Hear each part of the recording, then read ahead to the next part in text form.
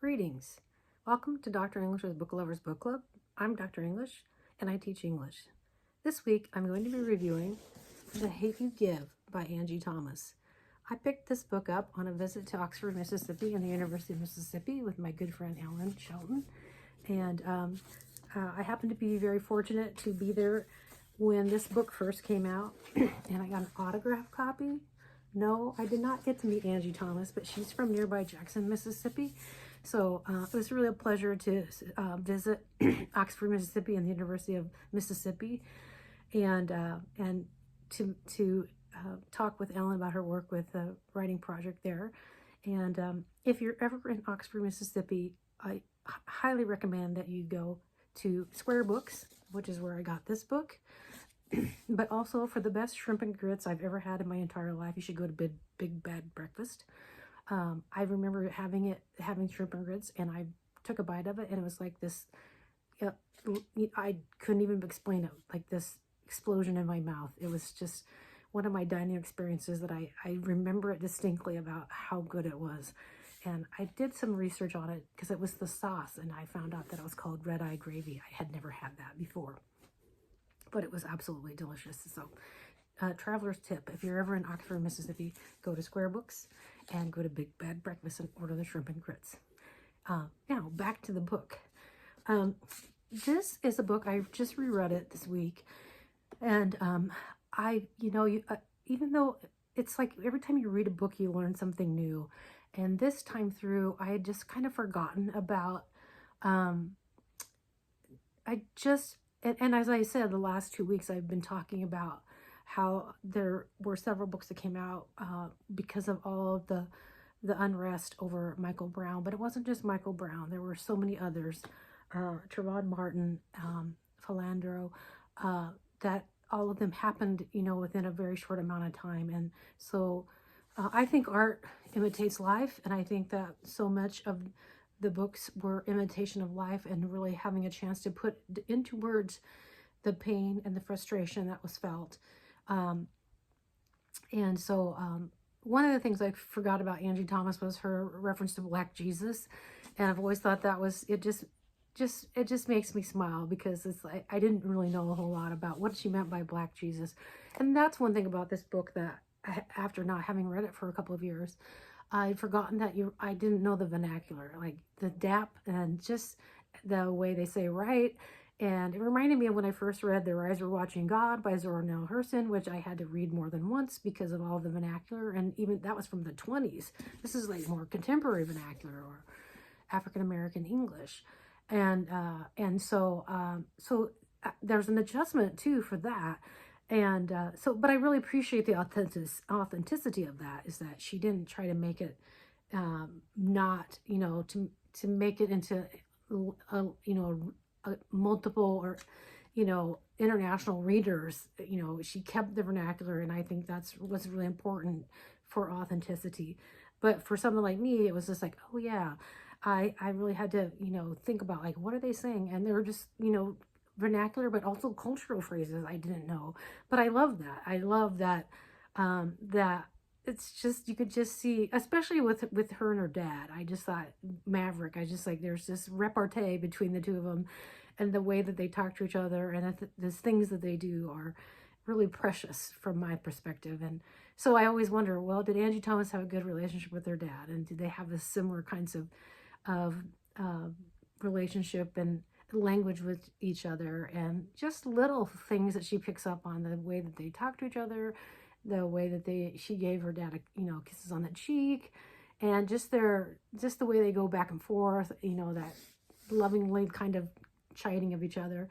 And I also love how she talks about her parents' relationship, like they're at each other sometimes, but then she just keeps saying they're just so cute. And I just think, gosh, I doubt that my kids think that about me, but I love that about the story, that she picks up on these little things. Star, as the narrator, Star Carter, and so I love that. So, but it is about the death of her friend, and actually, Star loses 2 friends, and so and it talks. It's about violence. It's about violence in the community, and and she loses Natasha to a gang, kind of a gang-related shooting, but then she loses Khalil to police brutality, which I circle back to as the number of books that come out, and but I love the way Angie Thomas deals with it, like the whole thing about this was the police officer, she was with Khalil, and she is traumatized, so much. And so there's lots of references to her post-traumatic stress disorder. And just really it's the process of how she getting through the grief about Khalil and coming to terms with that. She also, it's also a book about code switching, because her father wanted to get the children out of Garden Heights to go to a private school. And so she has to code switch when she's back home. And then when she goes to school, she calls herself, Garden Heights, Star, and Williamston, I think is the name of the school, Star, where she plays basketball. She's a star athlete too. And so I think that's important, because I feel like that's true for, a lot of kids, is, that are, their parents might, send them to a private school, but their home, where they're at is very vastly different. And so I love how she actually portrays that too, that you get this distinctness that, Star is just, it's difficult, to just navigate those two worlds. And so I love that she did that so well, that you get a picture of Star in each of those worlds and how she's code switching back and forth. With her family life and then her school life, and Garden Heights and the private school. And I don't want to give too, you already know the spoiler, but it's very soon in the book that Khalil is murdered. And so but I have a couple of passages I want to read.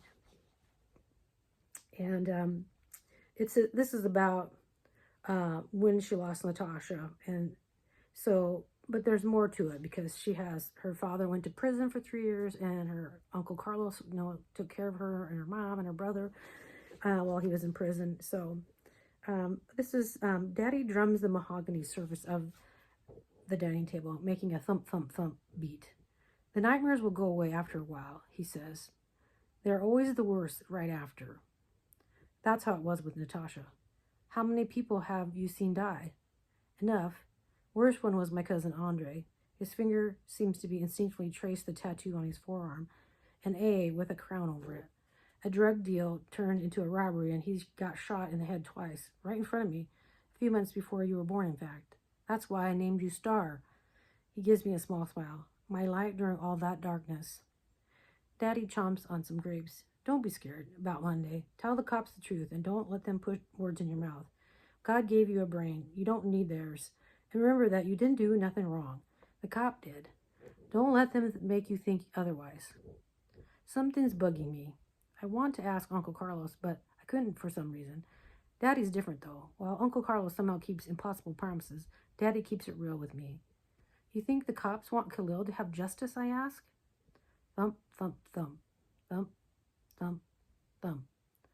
The truth casts a shadow over the kitchen. People like us in situations like this become hashtags, but they rarely get justice. I think we will all wait for that one time, though. That one time when it ends right. Maybe this can be it. I don't know, Daddy says. I guess we'll find out. So this was not long after Khalil was shot, and they realized that that she was with him when it happened, and so she has to go before the DA and just talk about what happened. And then the other piece I want to read is about where the title of the book comes from. It's from Tupac Shakur, and this is with her, also with her dad. And he says, Pac rapped about that stuff too, but he also cared about uplifting black people, says Daddy. Like he took the word nigga and gave it a whole new meaning. Never ignorant getting goals accomplished. And he said, thug life meant the hate you give little infants fucks everybody. I censor myself. This is my daddy I'm talking to, you know. You know about that? Yeah, Khalil told me that when what he thought it meant. we were listening to Tupac right before, All right, all right. I. So what do you think it means? You don't know, I ask? I know, I want to hear what you think. Here he goes, picking my brain. Khalil said it's about what society feeds us as youth and how it comes back and bites them later, I say. I think it's about more than youth, though. I think it's about us, period. Us who? He asks. Black people, minorities, poor people, everybody at the bottom in society. The oppressed, says Daddy. Yeah, we're the ones who get the short end of the stick, but we're the ones they fear the most. That's why the government targeted the Black Panthers, right? Because they were scared of the Panthers. Daddy says. The Panthers educated and empowered the people. That tactic of empowering the oppressed goes even further back than the Panthers, though. Name one. Is he serious? He always makes me think. This one takes me a second. The Slave Rebellion of 1831, I say. Nat Turner empowered and educated other slaves, and it led to one of the biggest slave revolts in history. So, yes, that's one other thing I always like to talk about. Is this a book to teach in school? Well, I've already shown you that there's definitely some language. The violence is there too, but it's not explicit. But still, you hear what happens with the murder and a police officer shooting a young man. But most parents would probably be, and other people that are interested in what gets taught in schools would be interested in their use of language. She doesn't swear. I mean, I didn't censor it. She just said F you, F with a blank, blank, blank. But in her mind, she swears a lot. And so there's the language part of it. But I think this should be done at an older age. I think you could teach it, but you would have to be, I would say I'd send home a list that say this is R-rated. Because there's a little bit of sexual innuendo in it too, because they're teenagers. And she doesn't hold any punches about that. And, so we know that it's teenagers and they have desires. And so that's a part of it. But it's very brief and it's not explicit. But, younger kids might say, I don't know what that's about. So I would say this is a good book to keep on your shelf, a supplemental. I think, I really think, 11th and 12th graders really, they will be able to, manage this. But I also think that after reading it again, I just think in the present times, I can see why schools are trying to censor this, but yet, there are other things throughout history that have been far more explicit than this. So, and it is written for young adults, and it's just very genuine and authentic. But I would say that a second time through, or whatever, third, I don't know how many times I've read it, for class, but I still think it's a book that could be taught, in a safe environment of a classroom, and but also for small groups, on your shelf, book, suggested to students. So thank you for joining me on this talk about The Hate You Give by Angie Thomas.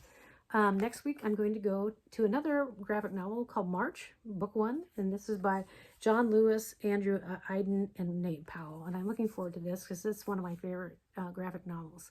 So I'll see you next week. Thank you for joining me. Bye.